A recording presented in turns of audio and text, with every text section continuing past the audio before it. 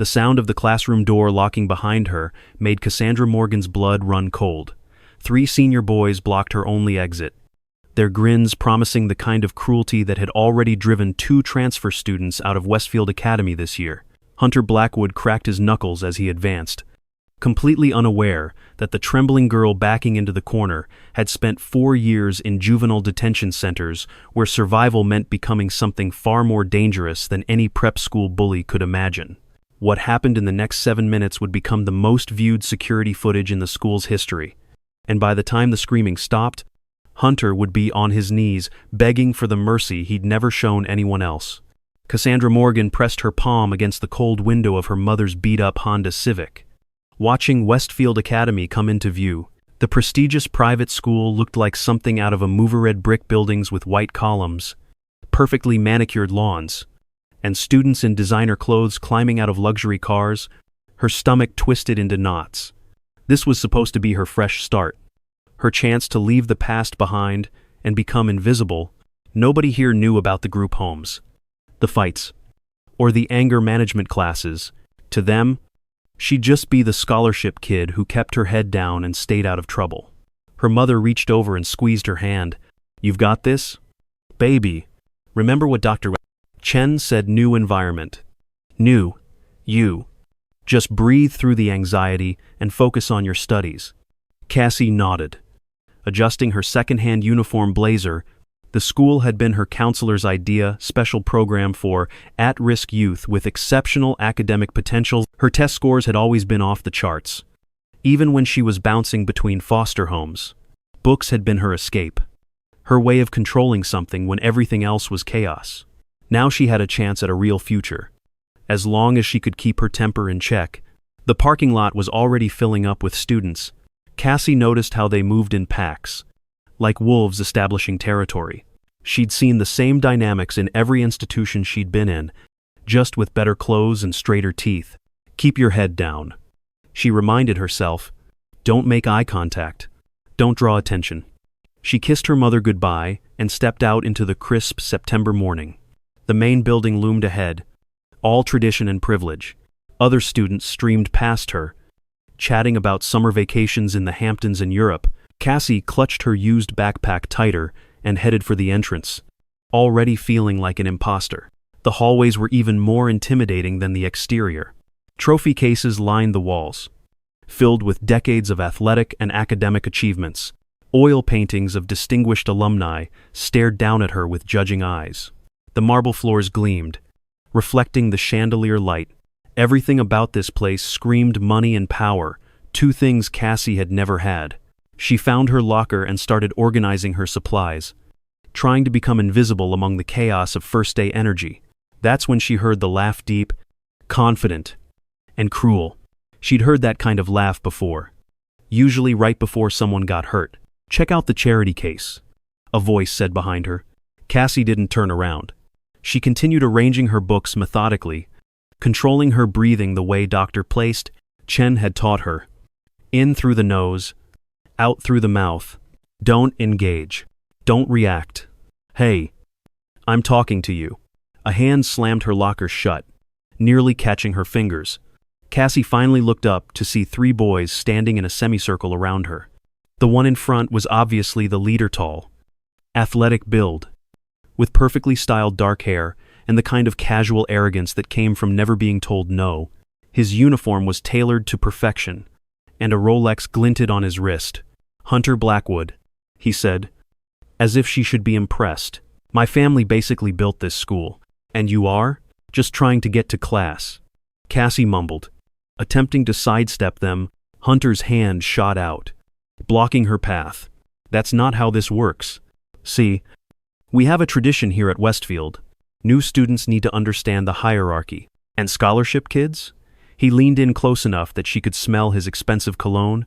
"They need to understand it even more." His friends chuckled. Marcus Chen, whose father owned half the commercial real estate in the city, and Tyler Fitzgerald, whose family had been Westfield alumni for 5 generations. They had the look of boys who'd been raised to believe the world belonged to them. "I don't want any trouble," Cassie said quietly, her fingers curling into fists inside her blazer pockets. "Trouble? Hunter's grin widened. Who said anything about trouble? We're just establishing the natural order. You stay in your lane. We stay in ours. Simple. He reached out and flicked her collar, where a small stain from breakfast was barely visible. Maybe invest in some decent clothes first. Though, this is Westfield. Not whatever public school dumpster you crawled out of. The rage bubbled up inside her like lava, hot and familiar. For a split second, she saw herself grabbing his wrist, twisting it behind his back, and slamming his face into the lockers. She'd done it before to bigger boys than him. But Doctor, Chen's voice echoed in her head. Your anger is valid, Cassandra. But your future is more important. Choose your battles. Instead, she forced herself to lower her eyes. Can I go to class now? Hunter stepped back with exaggerated courtesy. By all means, run along. Mouse. As Cassie hurried away, she heard Marcus say, Dude, did you see how she was shaking? This is going to be fun. Give it a week. Hunter replied. She'll either learn her place or transfer out like the last two. Cassie's first class was AP Literature, her strongest subject. She chose a seat in the back corner, hoping to disappear into the lesson. The teacher, Miss Peterson, was a middle-aged woman with kind eyes who actually seemed pleased to have her there. Class, we have a new student joining us. Cassandra Morgan comes to us from the scholarship program.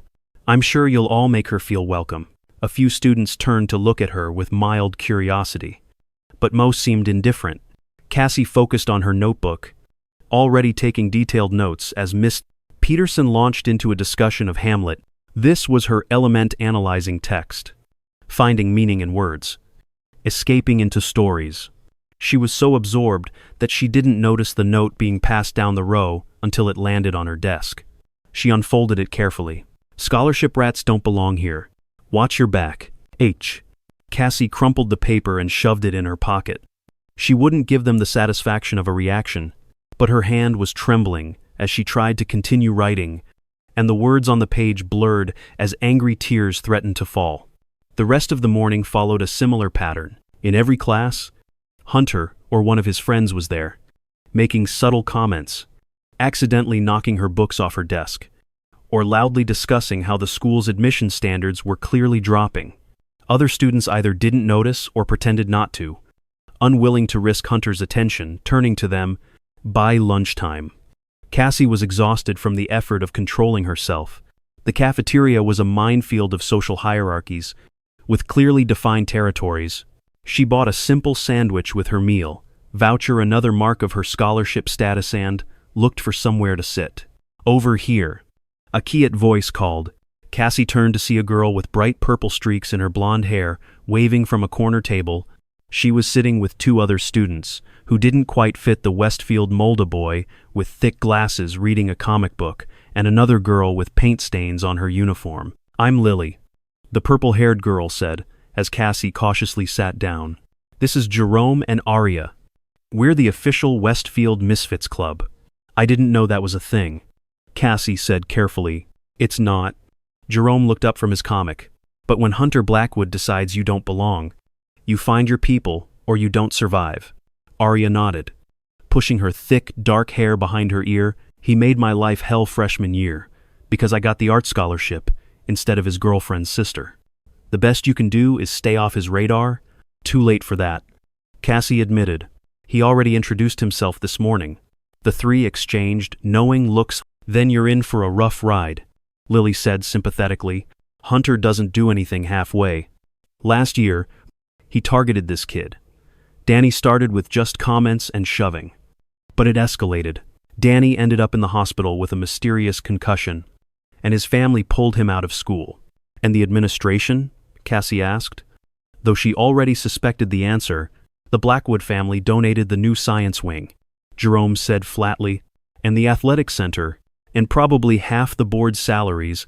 Hunter's untouchable. Cassie felt the familiar anger rising again. It was the same story everywhere, those with power protecting their own, while kids like her were expendable, but she'd survived worse than some spoiled rich boy. She just had to keep her head down for 2 years, get her diploma, and get out. The afternoon brought PE class, which Cassie had been dreading. The girls' locker room was a maze of designer gym bags and gossip. She changed quickly in a corner stall. Acutely aware of her plain clothes compared to the other girls' coordinated workout sets, when she emerged onto the field for soccer practice, she saw Hunter and his crew on the adjacent field for lacrosse. He caught her eye and made a throat-slitting gesture, grinning when she looked away. "Morgan, the P teacher?" Coach Williams called out, "You're on B team. Let's see what you've got." Soccer had been one of the few activities allowed at some of her group homes, and Cassie was actually decent at it. She threw herself into the game, grateful for the chance to burn off some of her pent-up aggression. For 40 minutes, she could just run and compete without thinking about Hunter or scholarships or fitting in. She was dribbling down the field when something hard struck her in the back of the knee. She went down hard, skinning her palms on the artificial turf. When she looked up, she saw a lacrosse ball rolling away and Hunter jogging past with his stick. "Oops," he called out, not even trying to sound sincere. "You should watch where you're going." "Scholarship." Coach Williams blew her whistle half-heartedly. "Blackwood, keep your equipment on your own field." That was it. No real consequence. No concern for Cassie sprawled on the ground with bloody palms. She pushed herself up, ignoring the sting, and continued playing, but she could feel Hunter's eyes on her for the rest of the period, calculating his next move. After PE, Cassie was washing the gravel out of her palms in the bathroom when the door opened. She expected to see other girls from her class, but instead, Hunter walked in, followed by Marcus and Tyler. "This is the girls' bathroom," Cassie said, her voice steadier than she felt. "So?" Hunter leaned against the door, effectively blocking it. "I go wherever I want in this school. Thought we established that this morning." Cassie's mind raced, calculating exits and threats. The window was too small and too high. The door was blocked. 3 against 1. And they were all bigger than her. But she'd been in worse situations. The key was not to show fear. "What do you want?" she asked, turning off the water and facing them. "I want you to understand something," Hunter said, his casual tone belied by the coldness in his eyes. "This school has a certain standard. We've worked hard to maintain it. And then they bring in people like you, dragging down our reputation, using resources meant for students who actually belong here. I earned my place here," Cassie said quietly. "My test scores. I don't care if you're the next Einstein." Hunter cut her off. "You don't belong at Westfield. And if you're smart, which apparently you are, you'll realize that and save yourself a lot of pain." He stepped closer, and Cassie instinctively backed up until she hit the sink. "See? Here's the thing about scholarship kids. They never last. Something always happens. Maybe they get caught cheating. Maybe they get into a fight and lose their scholarship. Maybe they just break." Tyler laughed, a sharp sound that echoed off the tile walls. "Remember that girl from last year? What was her name? Maria? She thought she was tough too," Marcus added. "Until she wasn't." Cassie's hands gripped the edge of the sink. She could feel her control slipping, the old instincts screaming at her to fight. 3 boys in a confined space, blocking her exit. Making threats every foster kid alarm bell was going off in her head. "I'm not going anywhere," she said, proud, when her voice didn't shake. Hunter smiled, but it didn't reach his eyes. "We'll see about that." He turned to leave, then paused at the door. "Oh, and Cassandra?" This was a friendly warning. "Next time won't be so pleasant." They left, and Cassie stayed frozen by the sink until she heard their laughter fade down the hallway. Then she locked herself in a stall and let herself shake.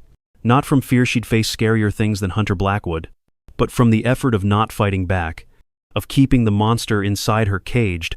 She pulled out her phone and almost called Dr. Chen but stopped. What would she say? That some rich boys were being mean to her? That she wanted to hurt them? That wouldn't help. She just had to be stronger. The rest of the week followed a pattern of escalating harassment. Her homework disappeared from her locker. Her lunch tray was knocked from her hands, accidentally. Someone spray-painted charity case on her locker door. Hunter and his crew were always nearby, watching, laughing, pushing her boundaries. Cassie endured it all in silence, clinging to her new friends and throwing herself into her studies. Lily, Jerome, and Arya tried to help, warning her about ambushes and walking with her between classes when they could. But they had their own survival to worry about, and Hunter was careful never to do anything when teachers were around. By Thursday, Cassie was exhausted. She'd barely slept, jumping at every sound, wondering what fresh hell Friday would bring. She stayed late in the library, partly to study and partly to avoid going home and seeing the worry in her mother's eyes. That's when she made the mistake. The library closed at 6 p.m., and Cassie packed up her things reluctantly. The hallways were mostly empty. Just a few students from after-school activities heading home. She decided to stop by her locker to swap out books for tomorrow. The hallway was dim, half the lights already shut off for the evening. Cassie worked her combination lock, trying to hurry. She didn't hear the footsteps until it was too late. Working late. Scholarship? She spun around to find Hunter blocking the hallway, with Marcus and Tyler flanking him. But this time, they'd brought reinforcements, 2 more boys from the lacrosse team, all of them bigger than her. The building's closed to students, Cassie said, hating how small her voice sounded. Not to us. Hunter said, my dad's on the board. Remember? I have keys to every room in this place. He pulled out a key ring and jingled it. In fact, I think we need to have a more private conversation, somewhere we won't be interrupted. Cassie tried to run, but Tyler and Marcus grabbed her arms. She could have broken free. Moves were automatic, burned into her muscle memory, but using them would mean expulsion, loss of her scholarship, proving everyone right about kids like her being violent. They dragged her down the hallway to an empty classroom, and Hunter unlocked the door with practiced ease. The room was dark, except for the emergency exit light, casting everything in an eerie red glow. See? I've been patient, Hunter said as they shoved her inside. I gave you chances to leave on your own, but you're too stupid or too stubborn to take the hint. The door clicked shut behind them. 5 boys between her and the exit. Cassie's heart was pounding so hard she could hear it in her ears. This was bad. This was group home bad. Juvenile detention bad. The kind of situation where holding back meant getting hurt. Just let me go, she said, backing toward the windows. This isn't worth it. I'm nobody. Exactly. Hunter agreed. You're nobody. But you're nobody who's taking up space meant for somebody. Using resources meant for us. Bringing down our school's reputation. He nodded to his friends, and they spread out, surrounding her. So we're going to help you make the right decision. Transfer out. Tonight. Tell your mom you can't handle it. Tell her whatever you want. But don't come back. And if I don't? Cassie asked. Though she already knew the answer, Hunter's smile was cold. Then things get unpleasant. See, accidents happen all the time, especially to scholarship kids who don't know their place. Maybe you fall down some stairs. Maybe you get caught with drugs in your locker, wouldn't be hard to arrange. Or maybe... He stepped closer, and Cassie could see the cruelty in his eyes. Maybe we just hurt you until you beg us to let you leave. That's when Cassie felt it, the click inside her mind. Like a switch flipping. The same feeling she'd had the night 3 older boys had cornered her in the group home. The night that had led to her first stint in juvie. The calm that came before the storm. I tried, she said quietly. More to herself than to them. I really tried to be different. To be better? Hunter laughed. Trying doesn't mean anything here. Only winning matters. Cassie nodded slowly, rolling her shoulders. You're right. Only winning matters. She dropped her backpack and shifted her stance slightly, weight balanced on the balls of her feet. The boys didn't notice the change, too confident in their numbers and size advantage. So what's it going to be? Hunter asked. You going to leave? Or do we have to? He never finished the sentence. Cassie moved like lightning. 4 years of juvenile detention had taught her that when you're outnumbered, you strike first and strike hard. Her elbow connected with Tyler's solar plexus before he even saw her move.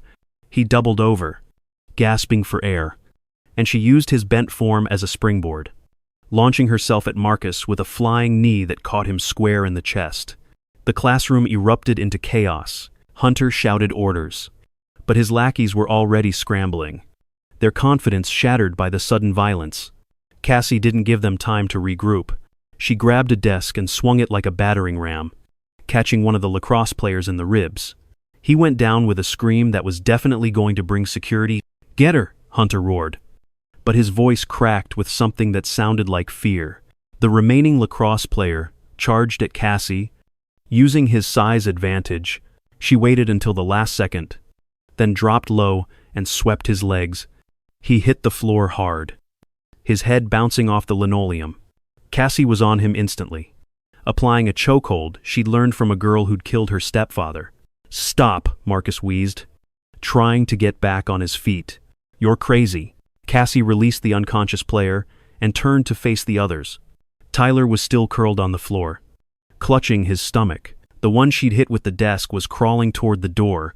That left Hunter and Marcus, and the look on their faces was priceless. Pure, unadulterated terror.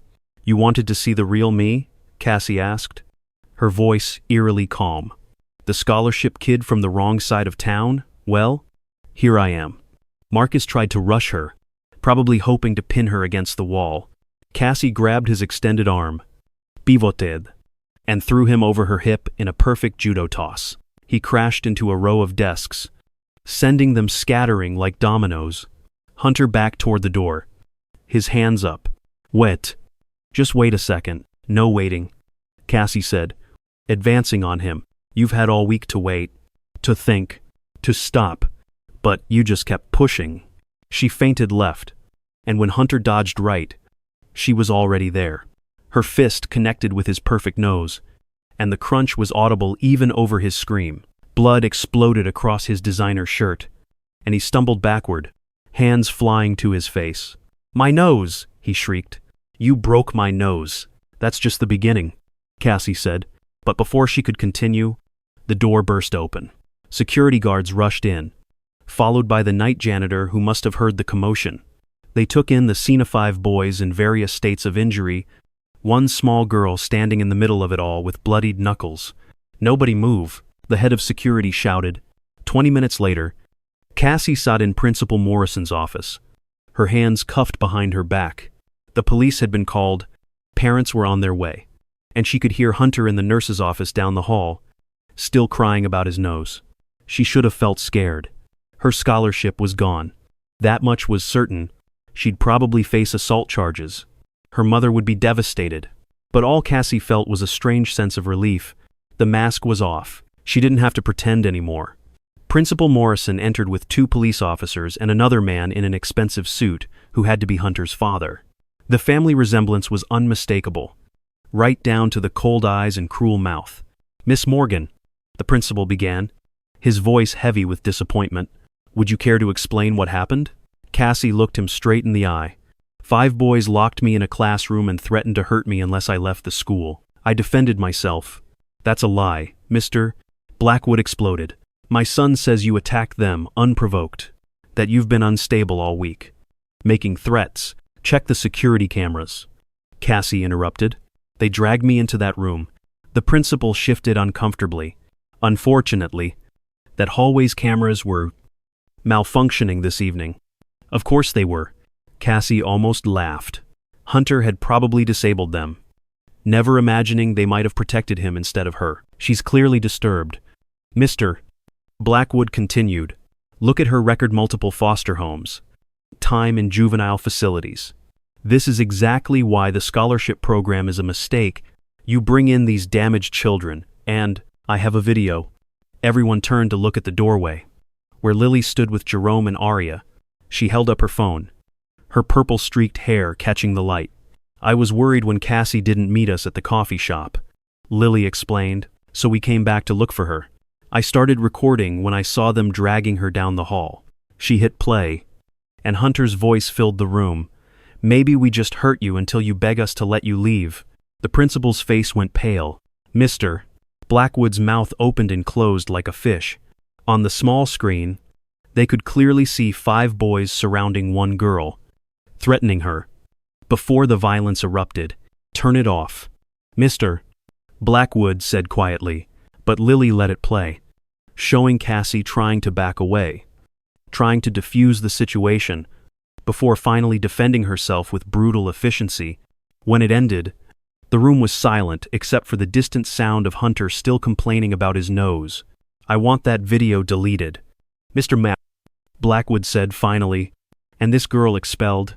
If not, I'll pull every dollar my family has ever." Mr.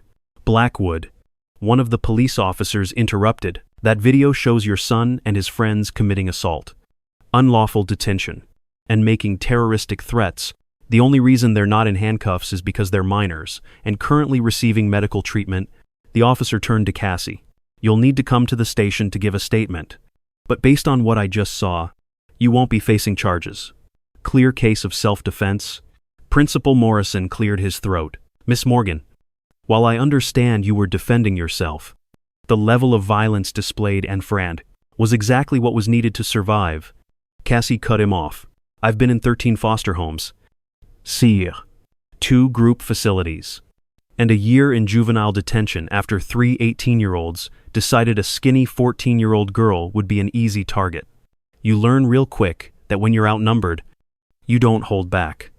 She leaned forward as much as the handcuffs would allow. "I tried to do it your way. Keep my head down. Follow the rules. Be a good little scholarship kid. But your star student and his friends wouldn't let me. So yeah, I hurt them, because the alternative was letting them hurt me, and I promised myself a long time ago that I'd never be anyone's victim again." The room fell silent again. Mr. Blackwood's face had gone from red to purple. The principal looked like he'd aged 10 years in 10 minutes, and Cassie's new friends stood in the doorway, recording everything on their phones. That's when Cassie's mother arrived. Elena Morgan was still in her hospital scrubs. Having rushed straight from her shift, she took in the scene, her daughter in handcuffs. The angry parent. The police and Cassie saw her shoulders slump in defeat. "What did she do?" her mother asked quietly. "Mom," Cassie started, but her mother held up a hand. "Just tell me what she did." Principal Morrison explained the situation, with frequent interruptions from Mr. Blackwood. Lily showed the video again. Through it all, Elena Morgan's face remained expressionless. When they finished, she walked over to her daughter and knelt down so they were eye to eye. "You promised me," she whispered. "You promised you'd try." "I did try," Cassie whispered back, tears finally starting to fall. "I tried so hard, Mom, but they wouldn't stop. They were going to hurt me." Elena studied her daughter's face for a long moment, then stood and turned to face the room. "Uncuff my daughter," she said, her voice steady and strong. "Ma'am," the principal started. "Uncuff my daughter." Elena's voice could have cut steel. She was assaulted by 5 boys who had her trapped in a locked room. She defended herself. If you want to punish someone, start with the boy who orchestrated this attack. This is ridiculous. Mr. Blackwood sputtered. "Your daughter is a menace." "My daughter," Elena said, turning on him, "is a survivor. She's been through more in her 17 years than your son will probably face in his entire privileged life. And despite all of that, she earned her place at this school through academic merit. Can your son say the same?" She pulled out her phone. "I've been recording this entire conversation. By the way, including your attempts to bribe the principal and have evidence destroyed, I think the school board would be very interested to hear how their biggest donor tries to cover up his son's crimes." Mr. Blackwood's face went white. "You can't." "I can, and I will. Unless—" Elena paused, looking at the principal. "Unless we handle this properly, my daughter gets to stay in school. No mark on her record. Your son and his friends face appropriate consequences for assault, and Mr. Blackwood here makes a generous donation to the scholarship program to ensure no other student has to face what my daughter did." "This is extortion," Mr. Blackwood shouted. "No," Elena said calmly. "This is justice. Something your son clearly never learned about." The next hour was a blur of negotiations, statements, and paperwork. By the time they finished, it was nearly midnight. Hunter and his friends would be suspended pending expulsion hearings. Mr. Blackwood, faced with the reality of criminal charges and public embarrassment, agreed to Elena's terms, and Cassie was released with no charges filed. As they walked to the car, Lily, Jerome, and Aria were waiting in the parking lot. "That was incredible," Jerome said, pushing his glasses up. I mean, terrifying, but incredible. You're like a superhero, Arya added. Mild-mannered student by day. Badass fighter when cornered. Cassie managed a weak smile. I'm not proud of it. I couldn't let them win. Lily hugged her tightly. You did what you had to do. And we've got your back. All of us. As her friends headed home, Cassie and her mother sat in their car in silence. Finally, Elena spoke. I'm not mad at you, she said quietly. I'm mad at the situation. At those boys. At a system that protects bullies because their parents have money. I wanted to be different here, Cassie said, tears flowing freely now. I wanted to prove I could be normal. Elena pulled her daughter into a hug. Baby, you are not normal. You're extraordinary. You survived things that would break most people. You fought your way to a better life. And tonight, you stood up for yourself when no one else would. That's not something to be ashamed of. They drove home in comfortable silence, both exhausted from the emotional upheaval, but as they pulled into their modest apartment complex, Cassie's phone buzzed with notifications. The video had already spread through the school's social media networks. Messages poured in from students she'd never even spoken to. Thank God someone finally stood up to Hunter. You're my hero. I've been his target for 3 years. Thank you. That was the most beautiful karma I've ever seen. By morning, Cassie had become something of a legend at Westfield Academy. The girl who'd taken down Hunter Blackwood and his entire crew, the scholarship kid who refused to be intimidated, the quiet student who turned out to be a trained fighter. When she returned to school on Monday, after a weekend of police interviews and legal meetings, the atmosphere was completely different. Students nodded respectfully in the halls. Some actually applauded when she walked into the cafeteria. Teachers looked at her with a mixture of wariness and admiration. But the biggest change was in the scholarship kids and other targets of bullying. They walked taller, spoke louder, took up space they'd been afraid to occupy before. The power dynamic had shifted overnight, and everyone could feel it. Cassie found her usual table with Lily, Jerome, and Arya, but it was far from empty. A dozen other students had joined them, all kids who'd been pushed around by Hunter and his crew over the years. Is it true you trained in MMA? A freshman asked eagerly. Not exactly, Cassie said, uncomfortable with the attention. I just learned to protect myself. Could you teach us? Another student asked. Not to hurt anyone, just to feel safer. Cassie looked around the table at the hopeful faces, kids who'd been victims, just like her. Kids who deserved to walk through school without fear? Yeah, she said finally. I could do that. Principal Morrison called her to his office that afternoon. But this time, she wasn't in trouble. He looked tired but relieved. The Blackwood family has withdrawn Hunter from school, he said. The other boys involved are facing suspension and mandatory counseling. And Mr. Blackwood has made a substantial donation to enhance our anti-bullying programs and scholarship fund. He leaned back in his chair, studying her. You've caused quite a stir. Miss Morgan. I didn't mean to, Cassie said honestly. I just wanted to be left alone. Sometimes the most powerful changes come from people who just want to be left alone. The principal said, I owe you an apology. We failed to protect you. And you had to protect yourself. That's not acceptable. He slid a paper across the desk. This is a proposal for a student safety committee. I'd like you to be on it. Help us make sure no student has to go through what you did. Cassie stared at the paper in shock. You want me on a committee? After what happened? Because of what happened. Morrison corrected. You've shown that our current systems don't work. Help us fix them. Over the next few weeks, life at Westfield Academy transformed. The self-defense club Cassie started grew from a dozen students to over 50. She taught them basic moves. But more importantly, she taught them confidence. How to walk like they belonged. How to use their voices. How to stand together. The Student Safety Committee implemented new policies, anonymous reporting systems, better camera coverage, regular assemblies about respect and inclusion. The culture of fear that had allowed bullies like Hunter to thrive began to dissolve. Cassie still struggled with the attention. She'd never wanted to be a hero or a symbol, but every time a younger student thanked her for making them feel safe, every time a fellow scholarship kid said they no longer felt like outsiders, She realized that maybe this was why she'd survived everything, not just to escape her past, but to help others escape theirs. One evening, as she was packing up after self-defense club, Miss Peterson from her English class stopped by. "I wanted to thank you," the teacher said. "What you did took incredible courage." "I just defended myself," Cassie said, still uncomfortable with praise. "No." Miss Peterson shook her head. "You changed this school. Do you know how many students have come to me over the years, terrified of Hunter and his friends? How many times I've tried to help only to be shut down by administration. You did what none of us adults could do. You stood up to power and won." She paused at the door. "You're going to do great things, Cassandra Morgan. This is just the beginning." As Cassie walked home that night, she thought about how differently things had turned out from what she'd planned.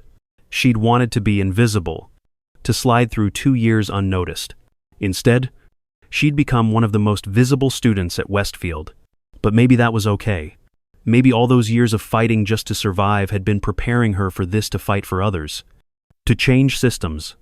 To prove that where you come from doesn't determine where you can go. Her phone buzzed with a message from Dr. Shen, her old therapist. "Heard you've been making waves. Remember, controlled strength is still strength. Proud of you." Cassie smiled, tucking the phone away. For the first time in her life, she wasn't running from her past or hiding her true self. She was using everything she'd learned, everything she'd survived, to make things better. As she approached her apartment building, she saw her mother's car in the lot and quickened her pace. Elena had been working extra shifts to cover potential legal fees that, thankfully, never materialized. They could finally relax a little. "How was school?" her mother asked when Cassie walked in. The same question she'd asked every day since kindergarten. "Good," Cassie said, and meant it.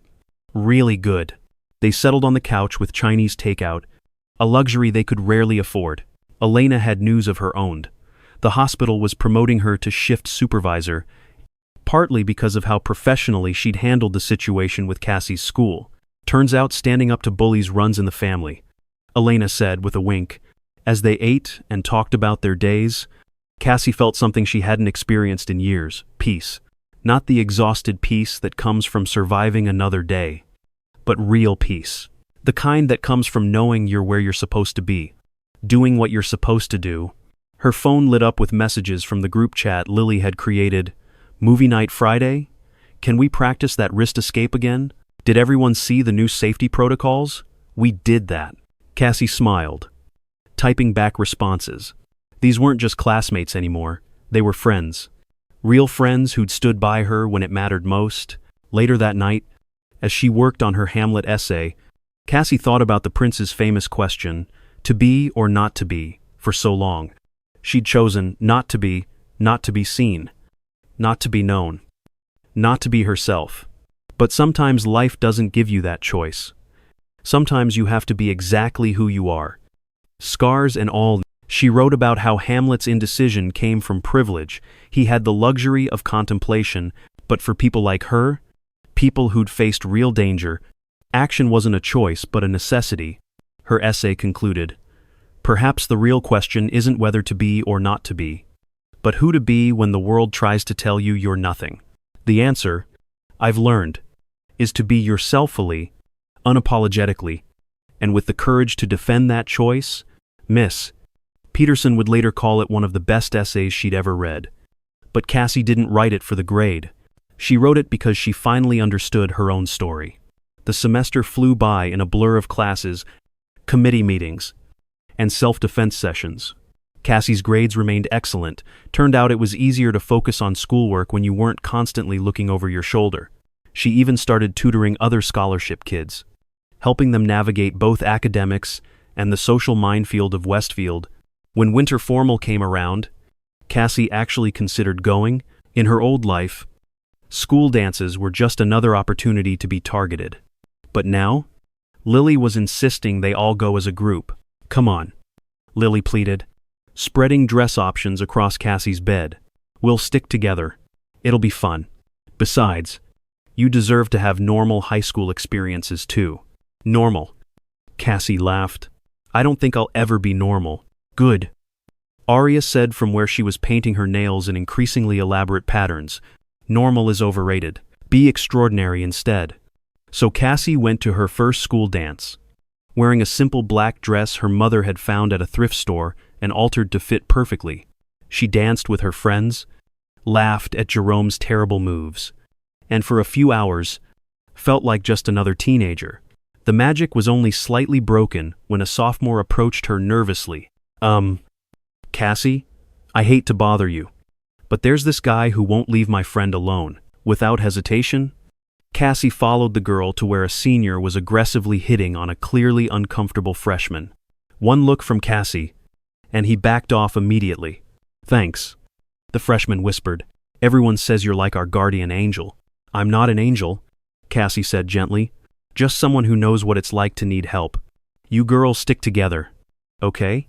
And if he bothers you again, tell me or any teacher immediately. As she walked back to her friends, Lily smiled knowingly. You can't help it, can you? Protecting people? Someone has to. Cassie shrugged. Yeah. Jerome adjusted his bow tie. And isn't it cool that it's you? The rest of the year passed in a series of small victories. The Self-Defense Club became an official school organization with funding and a faculty advisor. The safety committee's initiatives reduced bullying incidents by 60%. 3 more scholarship students joined the student government, their voices no longer silenced by intimidation. Cassie even received a letter from Hunter, a court-mandated apology that sounded like it was written by his lawyer. She threw it away without finishing it. Some apologies come too late to matter. As junior year drew to a close, Cassie found herself in Principal Morrison's office again, but this time for a very different reason. I've had a call from Columbia University, he said, barely containing his excitement. They've been following your story, your grades, your leadership, what you've done for school culture here. They want to offer you early admission with a full scholarship. Cassie stared at him in shock. Columbia? But I'm just a junior, an exceptional junior, Morrison corrected. They have a program for students who've overcome significant challenges while maintaining academic excellence and showing leadership. You're exactly what they're looking for. He slid a folder across the desk. Think about it. Talk to your mother. But Cassie, you've earned this. That night, Cassie and Elena sat at their kitchen table, staring at the Columbia materials like they might disappear if they looked away. Ivy League, Elena whispered. My baby got into the Ivy League. I haven't said yes yet. Cassie reminded her. Why wouldn't you? Elena asked. This is everything we've worked for. Everything you fought for. Cassie traced the university logo with her finger. What about the Self-Defense Club, the safety committee, all the kids who count on me? Elena took her daughter's hands. You've taught them to stand up for themselves, to support each other. That won't disappear just because you graduate early. And think of what you could learn at Columbia. The impact you could have on a larger scale. It was true. Cassie had started thinking beyond Westfield, about systemic changes that could help kids like her everywhere. Maybe Columbia was the next step in that journey. Besides, Elena added with a grin, you'll only be a train ride away, close enough to come back and check on everyone. The decision, in the end, wasn't that hard. Cassie had spent so long in survival mode that she'd almost forgotten to dream about the future. Columbia represented everything she'd never dared to hope for, a chance to be valued for her mind, to learn from the best, to prepare for a career where she could make real change. When she announced her early graduation at the next Self-Defense Club meeting, the room erupted in mixed emotions. Pride, sadness, excitement, worry. Who's going to protect us? A sophomore asked anxiously. You're going to protect each other, Cassie said firmly. That's what I've been teaching you, not to depend on one person, but to build a community that stands together. She looked around the room at faces that had become so familiar. I'll train senior leaders before I go. We'll set up a system, and I'll be back to visit. I promise. Lily raised her hand. I nominate myself as president of the Cassie Morgan fan club and keeper of her legacy. Seconded, Jerome called out. And soon the whole room was laughing and planning for continuity. On Cassie's last day at Westfield, the school held an assembly. She tried to object, hating the spotlight as always. But Principal Morrison insisted. "You changed this school?" he said simply. "The least we can do is say thank you." So Cassie sat on the stage, squirming uncomfortably. As speaker after speaker talked about the impact she'd had, students shared stories of feeling safe for the first time. Teachers praised the improved school culture. Even some parents spoke about how their children had found confidence through her programs. When it was finally her turn to speak, Cassie looked out at the sea of faces: kids who'd been victims, kids who'd been bystanders, kids who'd found their voices. She thought about Hunter and his crew, now scattered to different schools or dealing with legal consequences. She thought about her own journey from terrified foster kid to Ivy League-bound leader. "I'm not good at speeches," she began, earning supportive laughter. "But I want you all to know something. What happened here, the changes we made, that wasn't because I'm special. It's because we decided together that fear shouldn't run our lives, that everyone deserves to feel safe, that standing up for each other is more powerful than standing alone." She paused, gathering her thoughts. "I know some of you are worried about me leaving, but you don't need me anymore. You have each other. You have systems in place. You have your own strength. Use it. Keep building on what we started. Make this place even better." Her voice grew stronger. "And to anyone out there who's being bullied, who feels powerless, who thinks they just have to endure it, you don't. Find your people. Use your voice. Get help. Fight back if you have to. You deserve to take up space in this world. You deserve to be safe. And you are stronger than you know." The standing ovation lasted 5 minutes. Cassie tried to escape, but students kept stopping her for hugs, pictures, and promises to stay in touch. By the time she finally made it to her mother's car, she was emotionally drained, but oddly satisfied. "Ready for the next adventure?" Elena asked. Cassie looked back at Westfield Academy one last time. It looked the same as that first terrifying day: red brick, white columns, perfect lawns, but everything had changed. She had changed. "Yeah," she said, settling into her seat. "I'm ready." As they drove away, Cassie's phone buzzed with messages from Columbia orientation information, housing forms, scholarship details. The future was rushing toward her, bright with possibility. But she'd never forget Westfield. Never forget that sometimes the worst moments of your life can transform into the most important, that sometimes you have to fight to find your place in the world, and that sometimes, when you stand up for yourself, you end up standing up for everyone. The scholarship kid who just wanted to be invisible had become unforgettable. The girl who'd tried to hide her strength had used it to protect others.